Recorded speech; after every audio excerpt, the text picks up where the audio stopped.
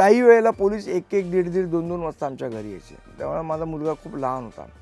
चांगल्या पायाभूत सुविधा मिळणं ह्या गोष्टी करण्यासाठी थोडं कधी इथले आमदार आदित्य ठाकरे असं म्हणतात की SRAच्या विषयात आमदार काही करू शकत नाही.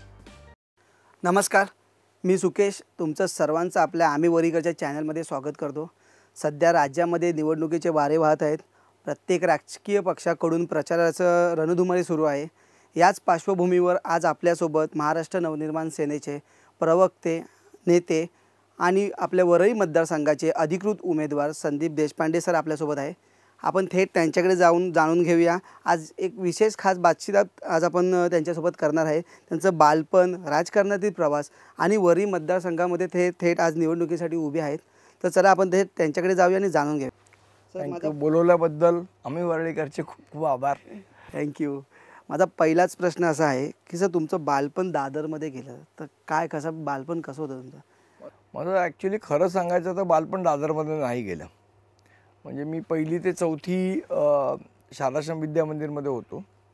पण त्याच्यानंतर माझं पूर्ण जे आहे शिक्षण 10वीपर्यंतचं ते सगळं माझं कर्नाटकमध्ये झालं. कर्नाटकला हॉस्टेलवर मी द माणिक पब्लिक स्कूल म्हणून शाळा आहे CBSE, तर त्या हॉस्टेलवर माझं शिक्षण झालं 10वीपर्यंत. आणि मग 10वीनंतर पुन्हा मी DG रुपारेल कॉलेजमध्ये आर्ट्सला ॲडमिशन घेतली. ओके सर, तुम्हाला आर्ट्समध्ये जेव्हा तुम्ही शिकवता, रुपारेल कॉलेजमध्ये बरेच नामांकित लोक आज घडलेले आहेत. तर तिथे शिकत असताना आर्ट्समध्ये तर तुमच्या टायमिंगला कोण काही विशेष कलाकार, तुमचे कोण मित्र? कारण संजय नार्वेकर असतील किंवा बरेच सारे आर्टिस्ट तिथून घडलेले आहेत. नाही, माझ्या वेळेला म्हणजे माझ्या बॅचला तुम्ही म्हणाल तर सुप्रसिद्ध संगीतकार अजित परब हे माझ्या बॅचचे आहेत. कौशल इनामदार 1 वर्ष सिनियर मला. आता जे आर्टिस्ट आहेत सचित पाटील ते माझ्याबरोबर म्हणजे माझ्या वर्गात होते. आम्ही एकत्र अभ्यास पण करायचो. दीपक राजाध्यक्ष जे आता आधी कलर्सला होते, जिओला होते, ते माझ्याबरोबर होते. तर अशा अनेक कलाकार मंडळी होती. आमच्या इरावती हर्षे त्या आमच्याबरोबर होत्या. आर्ट्स जेव्हा तुम्ही घेतलं त्यातला कुठल्या विषयामध्ये जास्त रुची होती? कुठला विषय आवडायचा? मी MA कंप्लीट केलं माझं ते पॉलिटिकल सायन्समध्ये केलं.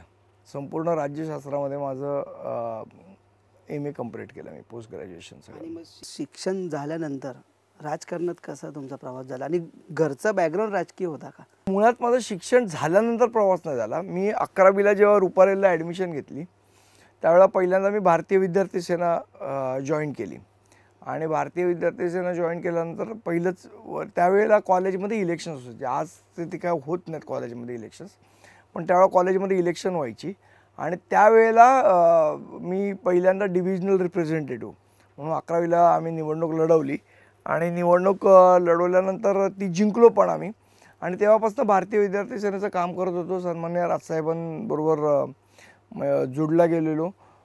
तो आजपर्यंत 2024पर्यंत आहे. म्हणजे मी 1991 ते 2024 अजून राजसाहेबांबरोबरच आहे. कुठेही हल्लेलो नाही ना, बदललेलो नाही. निष्ठावंत माणसं आहे. सर, राजकारणाच्या व्यतिरिक्त तुमचे काय छंद आहेत आणि या राजकारणाच्या पलीकडचे संदीप देशपांडे कसे आहेत? ॲक्च्युली मला खूप नाटकात काम करायची हौस होती. म्हणजे आहे अजून पण. कधी कधी वाटतं करावं असं. पण 11वीच्या आधी म्हणजे मी शाळेत होतो तेव्हापासून आम्ही इंटर स्कूल कॉम्पिटिशन असेल नाटकाच्या किंवा वेगवेगळ्या स्पर्धा असतील त्याच्यात भाग घ्यायचो. कॉलेजमधल्या शाळेमधल्या स्पर्धेत भाग घ्यायचो. आणि 11वीला ज्येष्ठ रंगकर्मी आद्यगुरू आपण म्हणू शकतो वामन केंद्रे सरांकडे मी जवळजवळ 2 ते 3 वर्ष होतो. त्यांचं शिबिरात होतो. त्यांच्याबरोबर त्यांच्याकडनं नाटकाच्या प्रशिक्षणाचे धडे मी त्यांच्याकडनं घेतले. पण नंतर आम्ही कलाकृती दादर नावाची एक संस्था होती, ती संस्था आम्ही स्थापन केली. मग राज्य नाट्य स्पर्धा असेल, पुबाबाबा एकांकिका स्पर्धा असेल, कॉलेजमधनं उन्मेष INT असेल, वेगवेगळ्या स्पर्धांमध्ये आम्ही भाग घेतला. पण त्यावेळेला तसं बघायला गेलं तर करिअर म्हणून खूप स्कोप नव्हता. कारण त्यावेळेला एवढी चॅनल्स आणि एवढ्या सिरियल्स वगैरे असं काही नव्हतं. त्यामुळे करिअर म्हणून मग मी माझा स्वतःचा व्यवसाय चालू केला. मग थोडंसं व्यवसाय चालू झाल्यावर या सगळ्या छंदांकडे दुर्लक्ष झालं. ओके. आणि थोडं वैयक्तिक प्रश्न की लोकांना आवडेल जाणून घ्यायला की संदीप देशपांडेंचं कुटुंब कसं आहे आणि संदीप देशपांडेच्या घरात कोण कोण राहतं? ॲक्च्युली 2014पर्यंत आई वडील होते, पण दुर्दैवाने त्यांचा मृत्यू झाला 2014ला. आता माझी पत्नी आणि माझा मुलगा युवान असे आम्ही तिघंजणं राहतो. माझी पत्नी आता तहसीलदार म्हणून स्लम रिहॅबिलिटेशन अथॉरिटीमध्ये काम करते. असं आमचं तिघांचं कुटुंब आहे. तर तुम्ही मनसेमध्ये एवढे ॲक्टिव्ह आहेत, तुम्हाला बऱ्याच ठिकाणी जावं लागतं, तर ह्या सगळ्या राजकीय जीवनाचा कुटुंबावर कसा काय परिणाम किंवा काय नाही होतो. आता कसं होतं की पण माझं कुटुंब भक्कमपणे माझी पत्नी ही माझ्या पाठीशी उभी राहिली. म्हणजे जेव्हा आर्थिक अडचणी पण होत्या, तिला नोकरी होती, ह्या सगळ्यात तुम्हाला विषयात माहिती आहे की आर्थिक अडचणी खूप येतात. आपण राजकारणात जेव्हा काम करतो, जेव्हा अगदी सुरुवात असते तेव्हा तर खूपच असतात त्या अडचणी. पण त्यावेळेला माझी पत्नी अतिशय भक्कमपणे माझ्या उभी राहिली. कधी कधी मला खर्चाला पैसे नसायचे तेव्हासुद्धा तिने पैसे पुरवलेले आहेत. इतकं म्हणजे पाठीमागे उभी राहिलेली आहे माझ्या. त्यामुळे मला असं वाटतं की कुटुंबाची जर तुम्हाला साथ असेल तर तुम्ही निश्चितपणे चांगलं राजकारण करू शकता. पण त्याचा कुटुंबावर पण परिणाम होत असतो. आपण वेगवेगळी आंदोलनं करतो, पोलीस अनेकदा घरी येतात, मुलांना कळत नाही की आपल्या बाबाच्या पाठी पोलीस का लागले आहेत, आपल्या बाबाने केलं काय. तुम्हाला विचारतो, बाबा तू काय केलंस, पोलीस का आले पकडायला तुला. तर अशा गमती जमती होत असतात. थोडा परिणाम पण होतो नाही म्हटलं तरी त्याचा. पण आता थोडा मोठा झाला, त्याला कळतं आहे की बाबा आपला बाबा काही चोरबीर नाही आहे, डाकू बिकू नाही आहे. तर त्याला कळतं की आता हे आंदोलनाच्या केसेस आहेत, काय आहेत. तर आपल्याला आठवत असेल तर ज्या वेळेला भोंग्यांचं आम्ही आंदोलन केलं त्यावेळेला खोटी केस टाकली, ज्याच्यावर अजूनही शिवसेनेचे जे कार्यकर्ते असतात किंवा काही शिवसैनिक सो कॉल्ड ते टाकत असतात. महिलेला धक्का मारून पळाला, धक्का मारून पळाला, असे त्यांचे ते. त्याच्या व्यतिरिक्त त्यांच्याकडे कारण माझ्या विरुद्ध बोलण्यासारखं काही नाही आहे, त्यामुळे ते टाकत असतात. पण त्याही केसमध्ये कोर्टाने खूप झापलं आहे पोलिसांना की खोटी केस टाकली म्हणून. मला असं वाटतं माझ्या बेल ऑर्डरमध्ये त्याचा उल्लेख आहे. ठीक आहे, पण आता त्यांच्याकडे बोलण्यासारखं काही नसल्यामुळे ते बोलत राहतात या विषयावर. पण त्याही वेळेला पोलीस 1-1, 1:30, 2-2 वाजता आमच्या घरी यायचे. त्यामुळे माझा मुलगा खूप लहान होता. मला असं वाटतं राजकारणाच्या जागी असलं पाहिजे. तुम्ही कुटुंबाला त्रास दिला नाही पाहिजे, एवढी तरी काळजी त्यावेळच्या मुख्यमंत्र्यांनी बाळगायला पाहिजे होती. ठीक आहे. जेव्हा राजकारणाची सुरुवात झाली, तुम्ही म्हटलं भारतीय विद्यार्थी सेनेतून तुमची सुरुवात झाली. सुरुवात होत असताना हा जो प्रवास आहे आज इथपर्यंतचा, तर ह्याच्यातली मोठी आव्हानं काय आहेत? नाही, पहिलं तर तुम्हाला खूप मोठं आव्हान असतं तुमच्या कुटुंबात. माझ्या आमचं राजकीय बॅकग्राऊंड काही नाही. म्हणजे माझे वडील कधी राजकारणात नव्हते, माझी आई नाही, माझे आजोबा नाही, असं आमचं काही नाही. आमचं आटोपशीर चौकोनी कुटुंब होतं. माझ्या 2 बहिणी होत्या आणि आहेत. आणि सर्वात महत्त्वाचं म्हणजे आमचं दादरला एक दुकान होतं जिथे आम्ही व्यवसाय करायचो. गाद्या बनवणं आणि याचा व्यवसाय आमचा होता. तर आमच्याकडे म्हणजे मला तर वाटतं माझे बाबा ज्या फुटपाथला पोलीस स्टेशन असेल त्या फुटपाथवरनं चाललेही नसतील, समोरच्या फुटपाथवरनं. एवढं आमचं सरळ कुटुंब होतं. पण माहीत नाही कुठनं मला ती आवड खूप लहानपणापासून होती राजकारणाची. म्हणजे मी अगदी 7वी 8वीपासून मी राजकारण फॉलो करतो आहे. असं अनेक तरुण आहेत ज्यांना राजकारणात यायचं असतं, तर असेही काही तरुण आहेत की ते म्हणतात आम्हाला राजकारण आवडत नाही आहे, आमचा त्यांच्याशी काही संबंध नाही आहे. तर अशा तरुणांसाठी काय तुम्ही सांगा? बघा, असं राजकारण आवड न आवड शेवट हा वेगळा विषय आहे. पण तुमचा संबंध राजकारणाशी हा जवळ नसतो. कुठलाही कॉमन माणूस म्हणतो आमचं काय देणं घेणं, आमचं काय कामच पडत नाही राजकारणी लोकांची. पण तुम्हाला मतदान करताना किंवा या सगळ्या गोष्टींवर लक्ष ठेवताना मला असं वाटतं खूप जागरूक असणं गरजेचं आहे. याचं कारण सन्माननीय राजसाहेबांनी सांगितलं की आज सकाळी जेव्हा तुम्ही उठता तुम्हाला पाणी लागतं, त्या पाण्याची पाणीपट्टी कोण ठरवतं? किती पाण्याला किती तुम्ही टॅक्स भरला पाहिजे कोण ठरवतं? राजकारणी ठरवतात. तुमच्या घरी दूध येतं, त्या दुधाचा भाव कोण ठरवतं? राजकारणी ठरवतात. तुम्ही ऑफिसला जाता, 2 व्हीलरने जाता, 4 व्हीलरने जाता, ट्रेनने जाता, बसने जाता, कशानेही जाता, त्या ट्रान्सपोर्टेशनचे चार्जेस किती असले पाहिजेत, पेट्रोलचा दर किती असला पाहिजे, तुमच्या ट्रेनचं तिकीट किती असलं पाहिजे, बसचं तिकीट किती असलं पाहिजे, कोण ठरवतं? राजकारणी ठरवतात.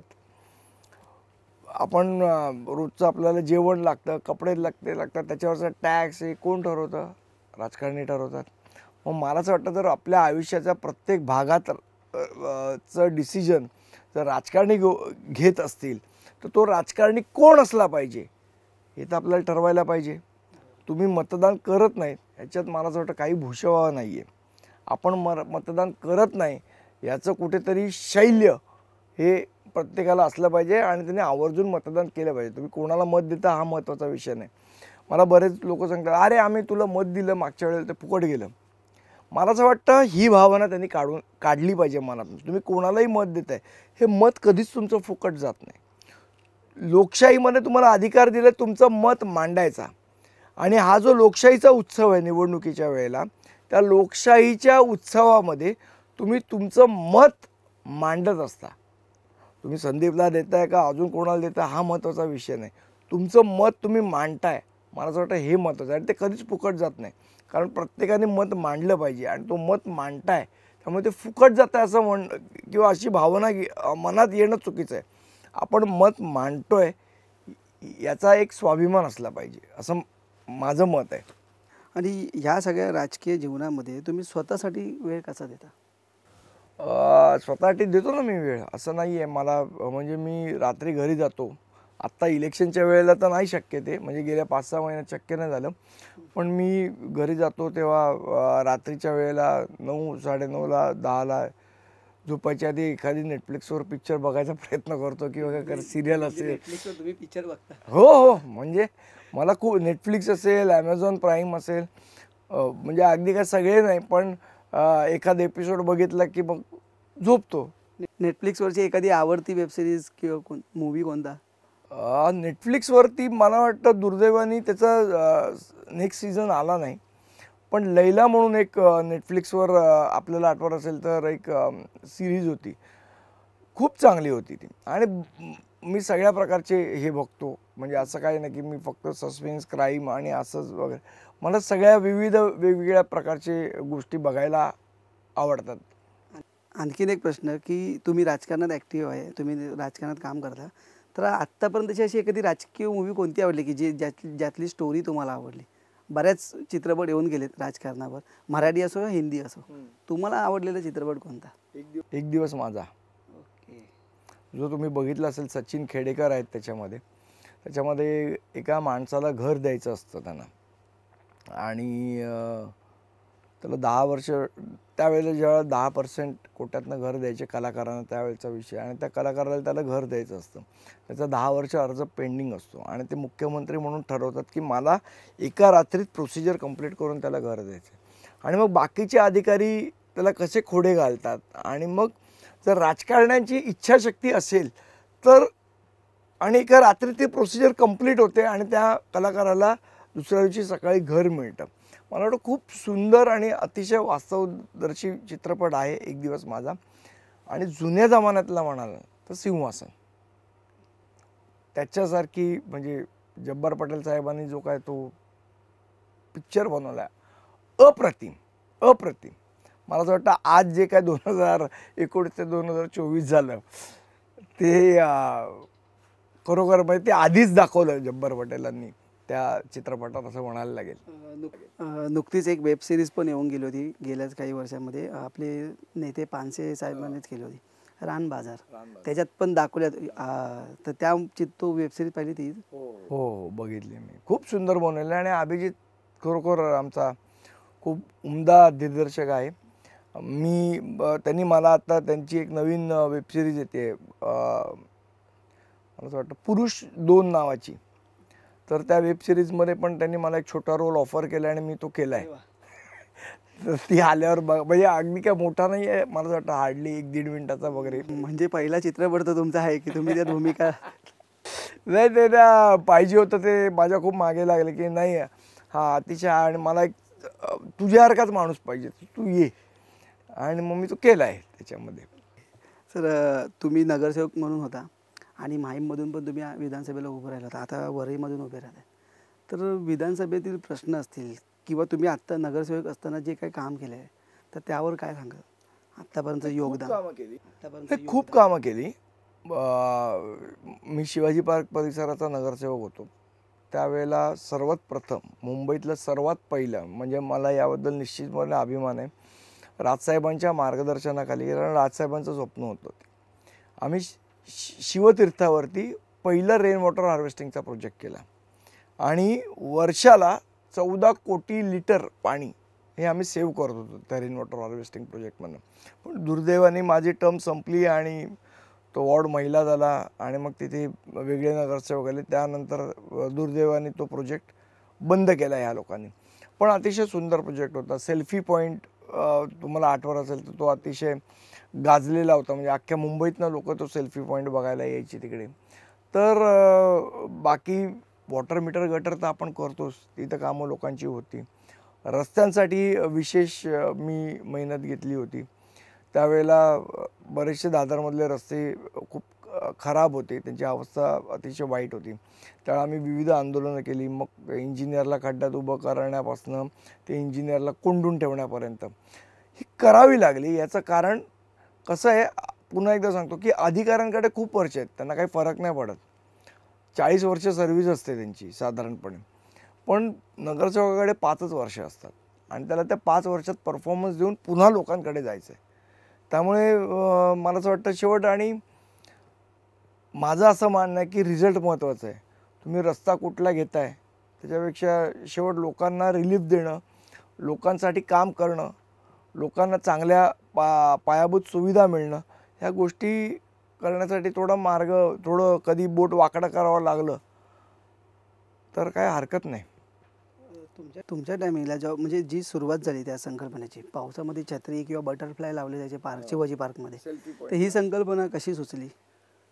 ही मी ॲक्च्युली पावसाळ्याच्या आधी माझं वाटतं मे महिन्यामध्ये मी मॉरिशसला गेलेलो कुटुंबाबरोबर. तर मॉरिशसचा एक वॉटरफ्रंट मॉल आहे तिथे. त्या मॉलला अशा त्या छत्र्या लावलेल्या मी बघितल्या.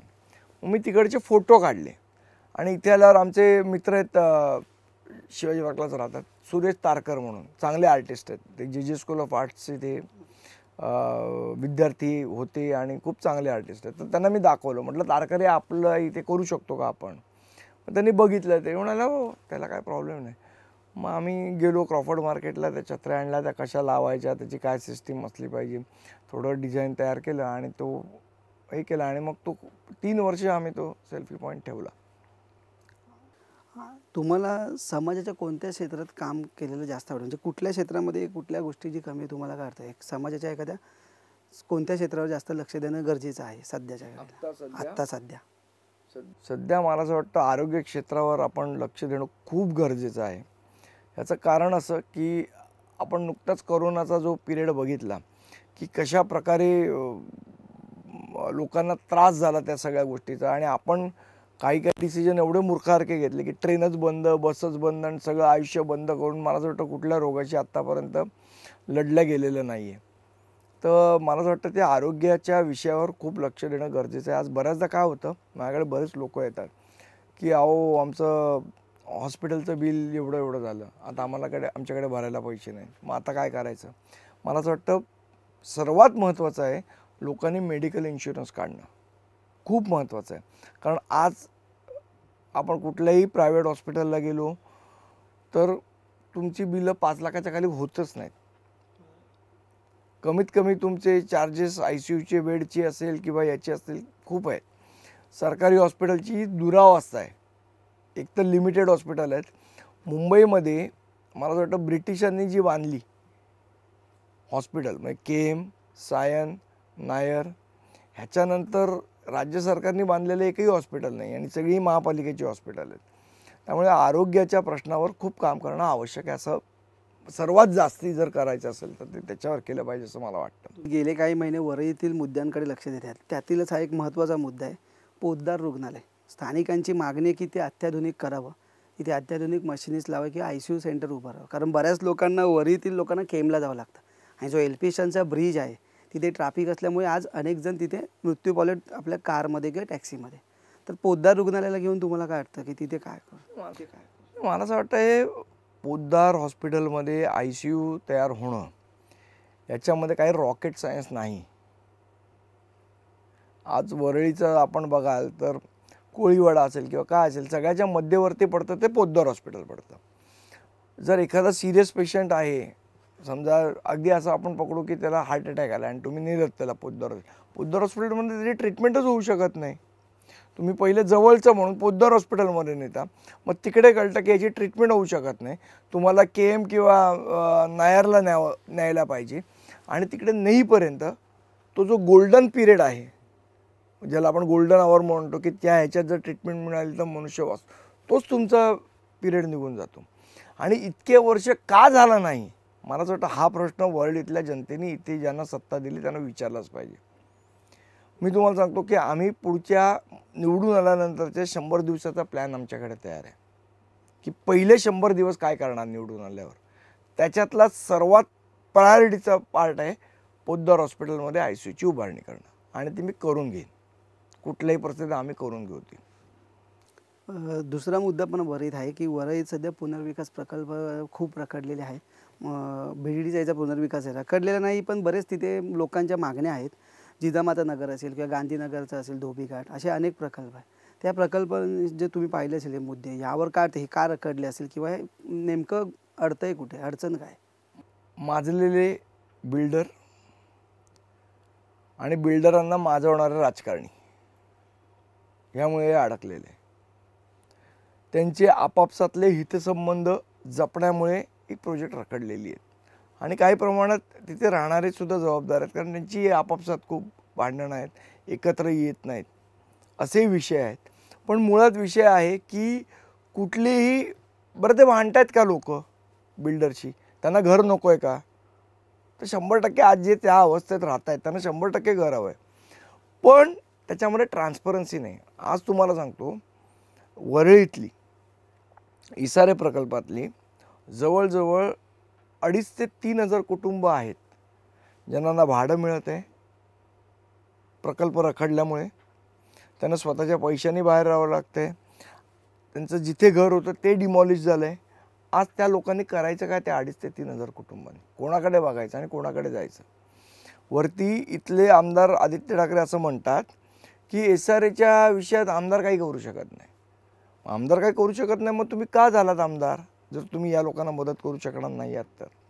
मला असं वाटतं मी जो तुम्हाला 100 दिवसाचा कार्यक्रम आहे, ह्या लोकांसाठी एक वेगळा GR काढणं गरजेचं आहे. ज्यांचे प्रकल्प रखडले, त्यांचे प्रकल्प लवकरात लवकर कसे चालू करता येईल, काय त्यांच्या अडचणी आहेत.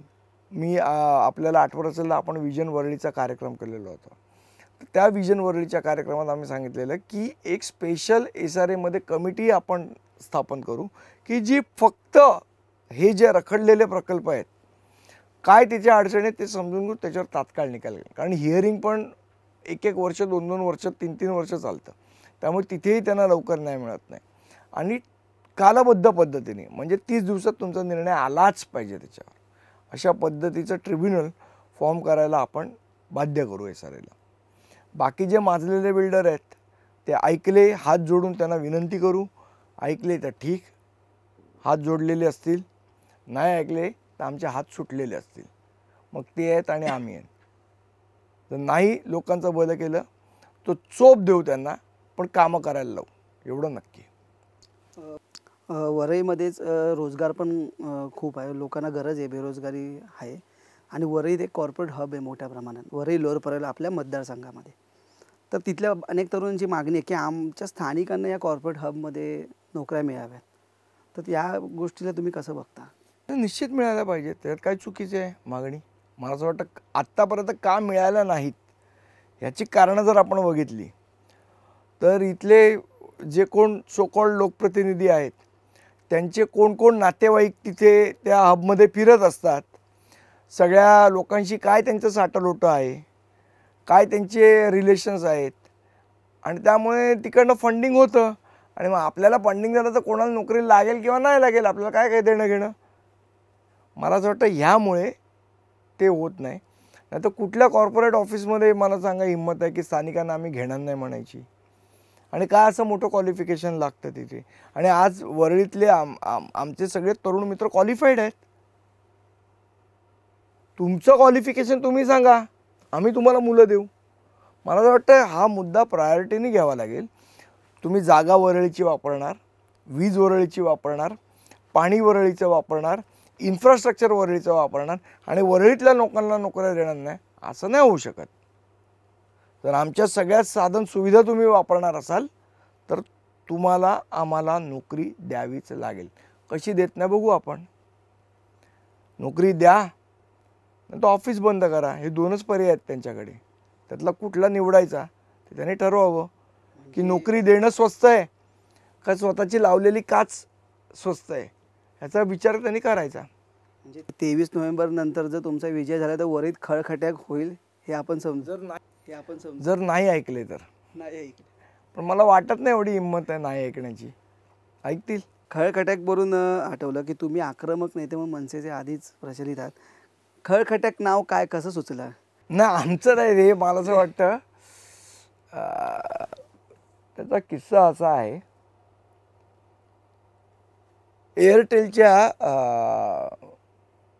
एअरटेलनी सांगितलं की आम्हाला ते जेव्हा आपण फोन करतो एखाद्याला ते म्हणतात ना की ज्या व्यक्तीला तुम्ही, तर ती हिंदीतच असायची आणि इंग्लिशमध्ये असायची, ती मराठीत नसायची. तर त्यावेळेला साहेबांनी असं सांगितलं की हे करा, नाहीतर मग असं साहेब बोलले. आणि त्यानंतर आमच्या अविनाश जाधवने तिकडे एअरटेलचं ऑफिस फोडलं. त्यावेळेलाच साहेबांनी तो शब्द वापरला की इथे मी बोललो आणि तिकडे खळखटाक झालं. आणि त्याच्यानंतर तो शब्द मला असं वाटतं फेमस झाला सगळीकडे, खळखटाकचा. तुम्ही याच्या आधी माहीम विधानसभेतून उभा होता, तिथेही चांगल्या पद्धतीने तुम्ही मतं घेतली, 40-42 माझ्या माहितीचं मतं घेतली. मग आता तुम्ही वरळीतून उभे राहतात, तर नेमकं कारण काय, वरळीच का निवडली? काय आहे, 2019मध्ये मी माहीममध्ये उभा राहिलो. त्यावेळेला सन्मान्य राजसाहेबांनी मला सांगितलं, यावेळेलाही राहिलो असतो पण मी जाणीवपूर्वक साहेबांकडे आग्रह करून विनंती करून त्यांना मी वरळी मतदारसंघ मागून घेतला. याची 2 कारणं आहेत. सर्वात पहिलं कारण की 2019ला आम्ही बाय दिलेला वरळीमध्ये आदित्यजींना की ते चांगलं काम करतील. पण एक कुठेतरी गिल्टी फिलिंग आम्हाला पण आहे की आपण बाय दिला आणि 5 वर्ष वरळीकरांची वाट लागली. तर त्या चुकीची सुधारणा आता केलीच पाहिजे. चांगलं काम करून दाखवावंच लागेल.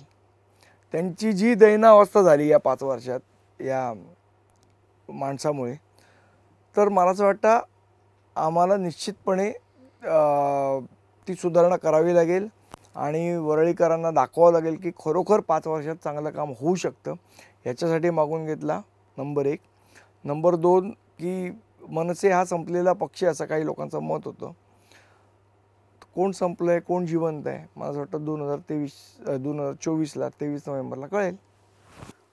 तुम्ही आता म्हटलं बाय दिला, लास्टच्या विधानसभेला मनसेकडून बाय दिला होता. यावेळी अमित ठाकरे माहीम विधानसभेतून उभे, त्यांना उद्धव ठाकरे गटाकडून बाय मिळाले नाही, त्यावर तुम्हाला काय वाटतं? संस्कृतीचा भाग आहे. कसं असतं, आपल्यावर जे संस्कार आपले आई वडील करतात किंवा जे आपल्यावर संस्कार आपले गुरुजन करतात, आपले शिक्षक करतात किंवा समाजाचे काही वेगवेगळ्या लोकांशी तुम्ही बोलतात, त्यांनी आपल्यावर संस्कार होतात. संस्कार चांगले होतच असतात आपल्या आजूबाजूला चांगले, पण आपण ते संस्कार किती आत्मसात करतो त्याच्यावर ते संस्कार ठरतात. तुम्हालाही चांगलंच कुठलंही आई वडील कोणालाच शिकवत नाही की तू चोऱ्या कर, माऱ्या कर किंवा काय कर. तो प्रत्येक जण जसा संस्कार घेतो त्याप्रमाणे वागतो. आई वडील तर चांगलंच शिकवतात आपल्याला, पण तुमच्या स्वभावातच जर चांगुलपणा नसेल तर तो होत नाही. त्यामुळे प्रत्येकाच्या संस्काराचा भाग आहे. त्यांनी तो निर्णय, आणि आम्हाला अपेक्षा पण नव्हती की त्यांनी काही देऊ नये किंवा असं काही आम्ही सांगितलं पण नव्हतं आणि आम्ही मागणी पण केली नव्हती. पण प्रसारमाध्यमांनी ते बरंचसं ते प्रसारमाध्यमांना वाटत होतं की बाय द्यावा.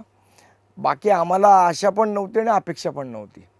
वरीतील काही स्थानिक आहेत आणि तिथून अशी एक दबक्या आवाजात चर्चा सुरू आहे की आम्हाला जे तिन्ही उमेदवार आहेत, मग आदित्य ठाकरे असतील, मिलिंद देवरा असतील किंवा संदीप देशपांडे, हे तिन्ही वरळीच्या बाहेरचे आहेत. तर ह्या मुद्द्यावर तुम्हाला काय वाटतं? तुम्ही काय सांगाल वरळीकर? नाही, मला असं वाटतं स्थानिक आहेत, बाहेरचे आहेत, काय आहेत. आता कित्येक वरळीतले स्थानिक लोक बाहेर राहतात. म्हणजे जे कोळीवाड्याचे आपले नगरसेवक आहेत.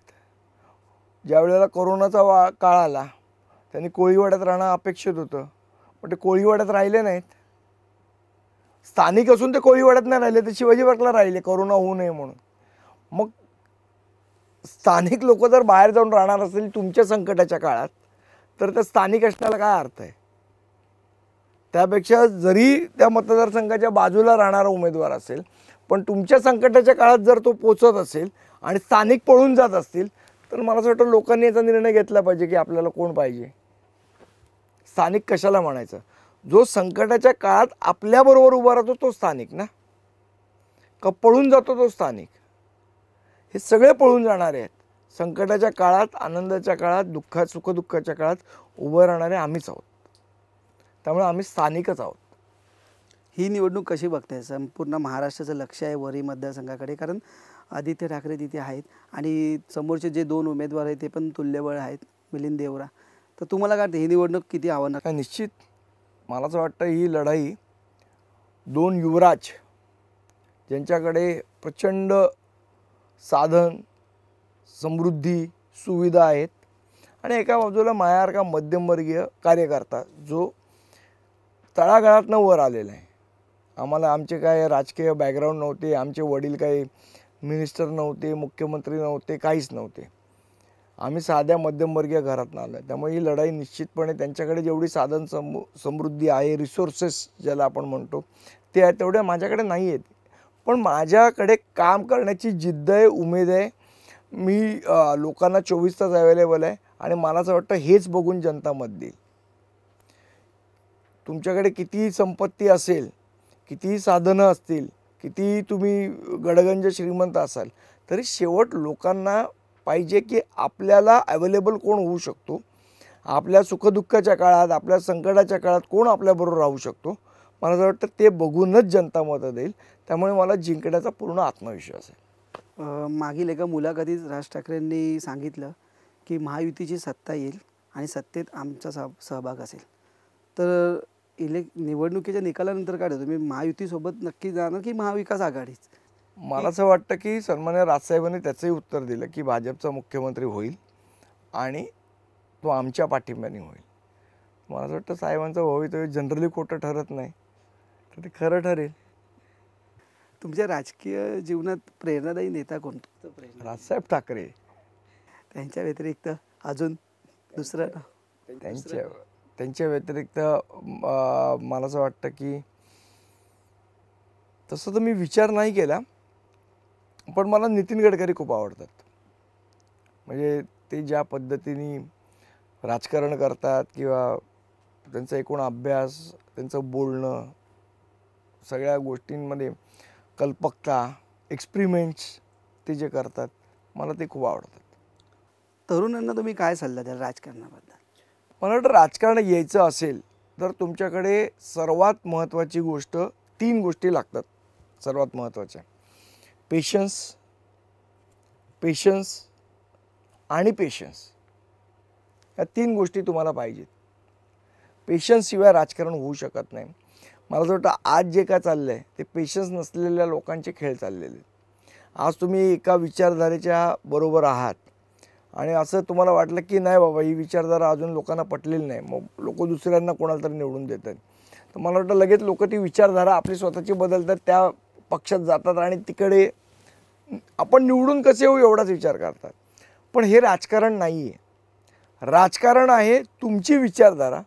आज भले 2 लोकांना माहीत असेल, पण ती 2 लोकांना माहीत असलेली विचारधारा तुम्ही 100 जणांपर्यंत कशी पोचवाल, तुम्ही 1000 जणांपर्यंत कशी पोचवाल, तुम्ही 10,000 लोकांपर्यंत कशी पोचवाल, तुम्ही संपूर्ण राज्यात कशी पोचवाल आणि सत्ता कशी मिळवाल, ह्याला राजकारण म्हणतात. आपल्याला हल्ली काय वाटतं राजकारण म्हणजे काय की जो निवडून येणारा पक्ष तिकडे जायचं आणि निवडून यायचं, ह्याला राजकारण म्हणतात. ह्याला राजकारण म्हणत नाहीत. राजकारणाचा व्याख्या जर करायची झाली आपल्याला, तर माझी जी विचारधारा आहे ती लोकांपर्यंत पोचवून, माझी विचारधारा लोकांना पटेल असं काम करून लोकांनी मला निवडून दिलं आणि मी निवडून आलो, हे राजकारण आहे. मला असं वाटतं या राजकारणासाठी पेशन्स लागतात. कारण तुम्ही पहिली निवडणूक लढवता त्यावेळेला कदाचित लोक तुम्हाला निवडून देणार नाहीत. तुम्ही दुसरी निवडणूक लढवता त्यावेळेलाही लोकांपर्यंत ती विचारधारा पोचत नाही. पण तिसऱ्या निवडणुकीत तुम्ही 100% निवडून येऊ शकता, कारण ती विचारधारा पोचलेली असते. कारण तुम्ही 10 वर्ष त्या विचारधारेवर काम केलं असतं, ती पोचवण्याचा प्रयत्न केला असतात लोकांना. पण मला असं वाटतं हे पेशन्स 10-10 वर्ष 15-15 वर्षाचे पेशन्स याच्यामध्ये असतील त्यांनी राजकारणात यावं. किंवा मग तुमचे आजोबा बाळासाहेब ठाकरे पाहिजेत तर तुम्ही राजकारणात येऊ शकता. महिला सक्षमीकरण आणि सुरक्षिता आणि सोबतच जी सरकारने नुकतीच योजना लागू केली लाडकी बहीण, यावर तुम्ही काय सांगाल? बघा, लाडकी बहीण या योजनेला काही विरोध नाही आहे. पण मी तुम्हाला, आता तुम्ही काय करता, जॉब करता बरोबर, तर तुम्ही कॉलेजमध्ये होता, शाळेत होता, तुम्हाला पॉकेट मनी मिळत असेल, द्यायचे ना, आपल्याला सगळ्यांनाच द्यायचे. पण तुम्हाला एक 18 वर्ष झाली, तुमचं ग्रॅज्युएशन कंप्लीट झालं, तेव्हा पण आईवडील पॉकेट मनी द्यायची का? ते काय म्हणायचे आपल्याला की अरे आता मोठा झालास, आता स्वतःच्या पायावर उभं राहा, बरोबर. आपल्याला आयुष्यभर कसा काय पॉकेट मनी मिळू शकतो 1500 रुपयाचा? शक्य आहे का हे? आपले आईवडील आपल्याला देत नाही तर सरकार आपल्याला का देईल? तो पॉकेट मनी कशासाठी असतो की तू सक्षम होऊन नोकरीला लागेपर्यंत तुला हा घरातनं दिलेली मदत असते, ती आपल्या आईवडिलांनी केलेली आपल्याला. पण तुम्ही आयुष्यभर आईवडिलांच्या जीवावर नाही ना राहू शकत, तुम्हाला स्वतःच्या पायावर उभं राहिलं पाहिजे. मला असं वाटतं ही जी लाडकी बहीण योजना आहे त्या बाबतीत सुद्धा असं आहे. तुम्ही ठीक आहे, एक 4 महिने 5 महिने 6 महिने वर्षभर एखाद्या बहिणीला तुम्ही हातभार लावा, पण त्या 1 वर्षानंतर ती स्वतःच्या पायावर कशी उभी राहू शकेल ह्याच्यासाठीच्या योजना तुम्ही दिल्या पाहिजे. तुम्ही आयुष्यभर लोकांना असे पैसे देऊ शकत नाही, जगात असं कुठेच होत नाही.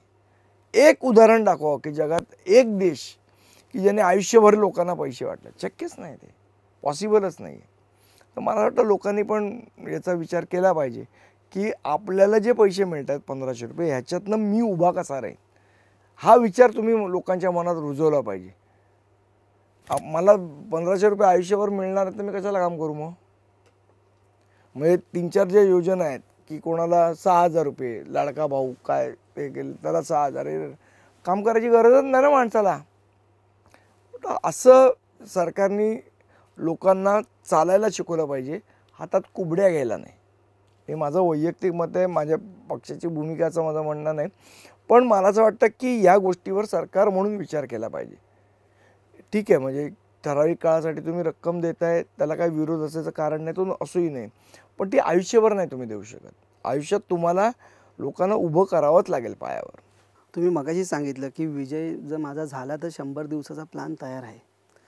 तर वरीकरांना जाणून घ्यायला आवडेल की कुठले असे महत्त्वाचे मुद्दे आहेत की ज्याच्यावर तुम्ही लक्ष घाल? महत्त्वाचे मुद्दे जसं मी तुम्हाला पहिलं सांगितलं, तो आरोग्याचा मुद्दा, पोद्दार हॉस्पिटलमधला ICU, SRAच्या रखडलेल्या ज्या योजना आहेत त्या, पुनर्विकासाबद्दल रखडलेल्या गोष्टी आहेत, आणि वरळीचा जो सीमांकनाचा प्रश्न आहे, वरळी कोळीवाड्याचा, त्या प्रश्नाला मला प्राधान्य द्यायचं आहे या पहिल्या 100 दिवसामध्ये. चाळीचा जो आपला गणपतराव कदम मार्ग आणि हे जे आहेत तिथे जे ट्रॅफिक जॅम आहे ते कसं सोडवता येईल? कारण दरवेळेला काय होतं, हे लोक इलेक्शन आले की तिथल्या लोकांना नोटीस पाठवतात की तुमचं घर आता तुटणार आहे कारण रोड वाइंडिंग करायचं आहे, आणि मग लोक घाबरतात. मग त्यांना हीच लोक जाऊन सांगतात, कारण नोटिसा यांनीच काढलेल्या असतात की टेन्शन घेऊ नका, आम्ही आहे, काही तुमचं घरबीर तुटणार नाही. आणि मग त्यांचं मतदान घ्यायचं, मग परत 4 वर्ष काही त्या रस्त्याबद्दल करायचं नाही, परत कुठली कॉर्पोरेशनची निवडणूक आली की परत त्यांना नोटीस पाठवायची, तुमची चाळ तुटणार, आम्हाला रोड वाइंडिंग करायचं आहे. आपणच नोटीस पाठवायची, आपणच घाबरवायचं आणि आपणच त्यांना सांगायचं की नाही तुटणार, म्हणजे ती मतं आपल्याला आपोआप मिळतील.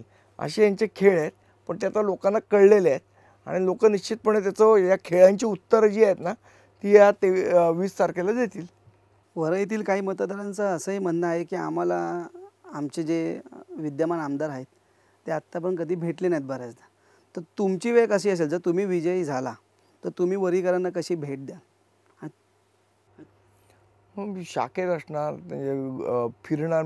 जेव्हा मी नगरसेवक होतो तर मी रोज आमचे म्हणजे आता त्याला स्पॉट म्हणायचं का नाके म्हणायचं मला माहीत नाही, पण नाक्यावर उभा राहणारा माणूस आहे मी. त्यामुळे मला कोणी कुठेही भेटू शकतं. मी आजही दादरच्या नाक्यावर उभा राहतो सकाळी 7 ते 9 मला माणसांना दोन प्रकारची माणसं असतात.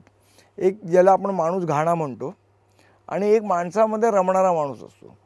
मला जर घरातनं खाली उतरलो आणि 4 लोकांनी हाय हॅलो केलं नाही तर मला वाटतं की मला अस्वस्थ व्हायला लागलं. अरे आपल्याला आज कोण भेटलं कसं नाही. त्यामुळे मला माणसांना भेटायला आवडतं. माझी आवड आहे वेगवेगळ्या पद्धतीच्या, वेगवेगळ्या विचारधारेच्या, वेगवेगळ्या क्षेत्राशी संबंधित असलेल्या लोकांना भेटायला आवडतं. त्यामुळे भेटणं हा माझा छंद आहे, माझी आवड आहे. त्यामुळे मी कोणाला भेटणार नाही हा विषयच नाही त्याच्यात. वरळीतील पालकांना आणखीन एक अडचणीला सामोरे जावं लागतं आहे, ते म्हणजे की दादर भागातील शाळांमध्ये प्रवेश नाही मिळत, ॲडमिशन शाळेमध्ये. तर हा प्रॉब्लेम जो आहे. आपण जर आपला विजन वरळी कार्यक्रम बघितला असेल तर त्यावेळेला आम्ही एक विजन मांडलेलं आहे या संदर्भात, की आज बघा एक वस्तुस्थिती आपण मान्य केली पाहिजे की महानगरपालिकेच्या शाळेत आपण आपल्या मुलांना टाकत नाही आहोत. म्हणजे जो अगदी लोअर मिडल क्लास असेल, मिडल क्लास असेल, तो तर टाकतच नाही. त्यामुळे तुम्हाला जावं लागतं दादरला आपल्याला सगळ्यांना, की बाबा कारण वरळीत प्रायव्हेट शाळा एक डी वाय पाटील सोडली तर नाहीच आहे. माझं असं म्हणणं आहे की ज्या महानगरपालिकेच्या शाळा आहेत आज त्याची जी संख्या आहे महानगरपालिकेच्या शाळेतली ती फारच कमी आहे, नगण्य आहे. आणि त्या शाळा बंद पडायच्या मार्गावर आहेत कारण मुलंच नाही आहेत त्या शाळेत.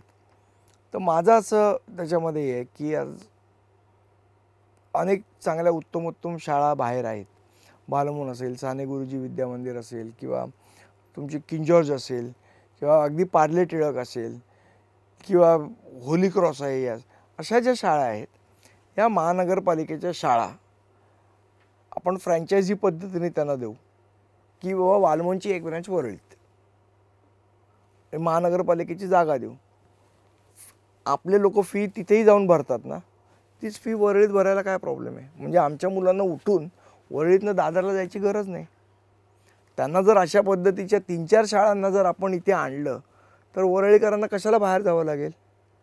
आणि त्यांनाही उलट आपण म्हणू की आता बाहेरच्या लोकांना आपण ॲडमिशन देणार नाही.